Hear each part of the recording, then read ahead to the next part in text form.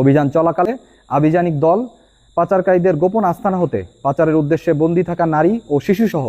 25 জন ভুক্তভোগীকে উদ্ধার করে। আমার নাম মোহাম্মদ রফিক। আয় থাকি দে ক্যাম্প 4 ব্লক B1। তারপরে আরারে দালালত কলে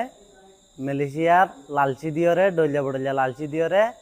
আরারে ক্যাম্প তো বাইরে গিয়ে বাইরে গরিয়রে 4-5 দিন মুরা বুতরে গলে না ডলিয়া বড়লিয়া জুলুম অকল গজে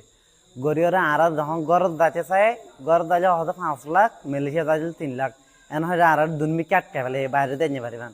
যখন বাইরে যাই পারিবান আটকে ফেলে আর একে দেন আজ যা বাংলাদেশের কোস্টগার্ড নৌবাহিনী তারা যাইরে এই তারা মানে বেশি সুন্দর করি ওরে গিরওয়াল করে সারেটা হাতুন আর বাইরে গেছে আর ভাই বোন আইন আর মা বোন আইন তারপর আর হাইনা ভারি দিল ভারি দিন তো আর জানার বসে গজি তারা বাইরে করি ওরে ইয়ান লাউলে বাংলাদেশের কোস্টগার্ড নৌবাহিনী কলরে বেছা বেছি আর তরফ তো শুকরিয়া জানাই। আমার নাম হাফসা। কেমন স্টাফ মাঝে থাকি বিবলক মাঝে আরারে দালালক কলে ক্যাম্প মাঝে যাইরে কিসিমা হতকল লালচি দিয়রে আরারে মালয়েশিয়া বেশি সুন্দর করে যাই পারিব বলি হইরে তোমারে বড় বড় সিট লয়রে আরা মালয়েশিয়া পৌঁছাই দিম অনারা জামার হাসে অনারা তো হন হষ্ট পান করিব অনেক কান দুঃখ পান করিব অনারার ফুজবিয়ান লয়রে আরা তোমারা পৌঁছাই দিবেন এন হইরে আরারে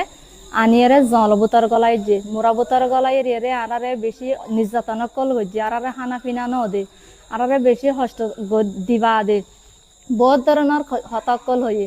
আরারে হয়ে দেখি আরারে দুগুণ হষ্ট নদিও আরারে নইলে সিফত তুলি দাও নইলে বাড়ির মাঝে পৌঁছাই দাও বাড়ির মাঝে পৌঁছাই দিলে 5 লাখ টিয়া দিয়া ফুরিবেন হয়ে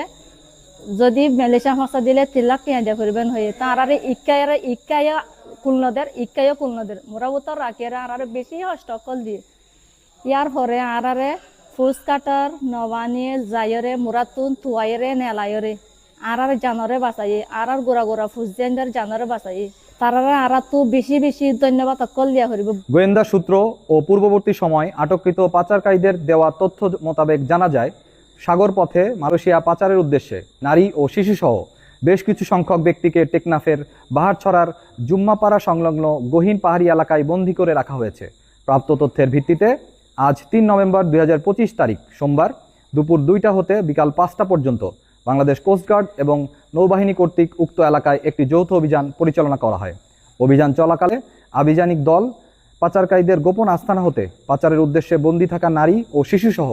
25 জন ভুক্তভোগীকে উদ্ধার করে। এ সময় যৌথ বাহিনী 2 জন মানব পাচারকারীকে আটক করতে সক্ষম হয়।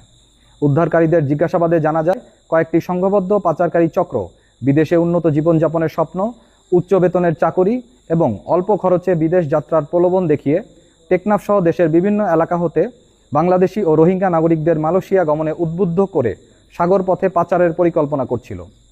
পরবর্তীতে পাচারকারীরা তাদের সুবিধাজনক সময় মেরিন ড্রাইভ সংলগ্ন উপকূল হতে বোট যোগে মালয়েশিয়ায় পাচার করার পরিকল্পনা করছিল। তারা আরও জানায় যে পাচারকারীরা তাদের আটকে রেখে নির্যাতনের মাধ্যমে মুক্তিপণ আদায় করার চেষ্টা করছিল। উদ্ধারকৃত ব্যক্তি ও আটককৃত অপহরণকারীর পরবর্তী আইনানুগ ব্যবস্থা গ্রহণের কার্যক্রম প্রক্রিয়াধীন রয়েছে। মানব পাচার রোধে বাংলাদেশ কোস্টগার্ড